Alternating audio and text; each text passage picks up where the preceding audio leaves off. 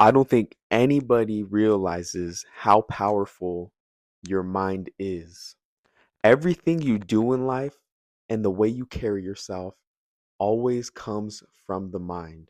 Every thought that enters your mind has the ability to shape your reality and make it the way you want it to be made. You have to remember that the mind is a muscle.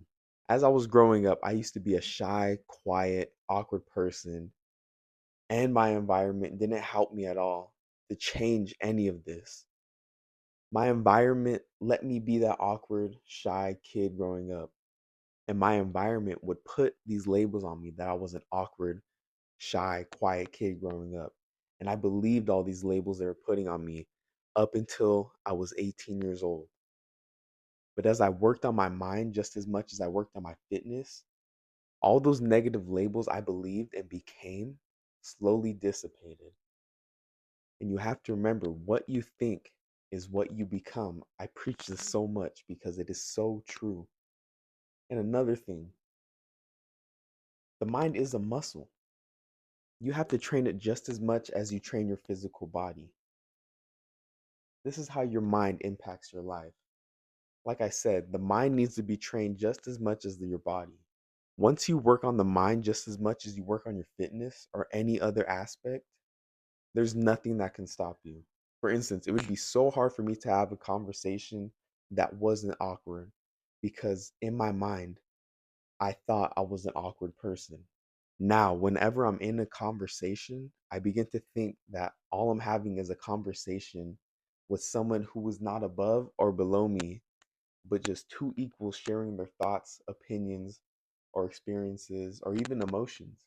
And instead of me thinking that I'm awkward and that I'm not a sociable person and that I suck at talking, I begin to think that I'm in control of the conversation and that what I say impacts where the conversation goes. And the biggest thing is, you need to have control over your own thoughts.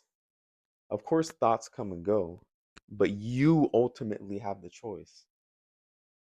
You have the choice of what thoughts you want to enter and cloud your mind. And to relate this back to fitness, just how you choose to go to the gym and you choose to train hard and you choose to eat clean, these choices you make bring the results and benefits you see based on your thoughts and action. And in this case, since it's based off of fitness, the things you choose to do impacts the way your physique looks and your progress in the gym. Now, if you apply these principles that you do in the gym to your mind, you will begin to transform both internally but also physically because you will begin to act on those things you've been so scared to act on. And I don't know if I mentioned this earlier, but the way you carry yourself impacts your mind. How you do anything is how you do everything. And what you do and how you do things is what you become. If you slouch or walk with your head down, don't say hi to people, you will embody a person who is lazy, not confident, shy, etc. Because you're unconsciously putting those thoughts into your mind by acting in a way a negative, low vibrational person would act. Like for me, whenever I used to have a conversation where I thought I was that awkward, shy kid, I would never hold eye contact during a conversation, which led to even more awkwardness, low self-esteem. I would be scared. I'd be anxious all the time. So one thing you could do to start carrying the mannerisms of a high vibrational person is that the next time you go on a walk, walk like a lion. And what do I mean by that? You want your head up, not all the way like like this, but like head up. You want good posture. You want your chest up, shoulders back. And people will see how confident you are. But most importantly, you will also feel confident, which then leads to you becoming a confident person. And you do this over and over, and you become a confident person. It's so simple, but yet we neglect these things because we don't have total control over our minds.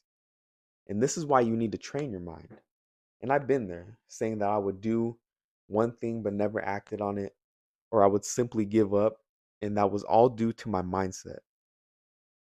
I allowed those negative thoughts to corrupt my mind, which led me to never taking action. And this spiraled down. It's a snowball effect. It led me to low confidence and all these other negative feelings or emotions. But everything you do will start with you. Only you can control your mind. It's your mind. You have control over 100% of your mind. So it would be a disservice to yourself to not implant positive thoughts into your mind. And this about wraps this up. You need to control your mind. You need to control your thoughts. You need to be conscious of what enters your mind all the time. And this begins with how you carry yourself, the things you do, your thought processes, your environment. Because everything that gets created or everything that gets started begins with the thought. Peace.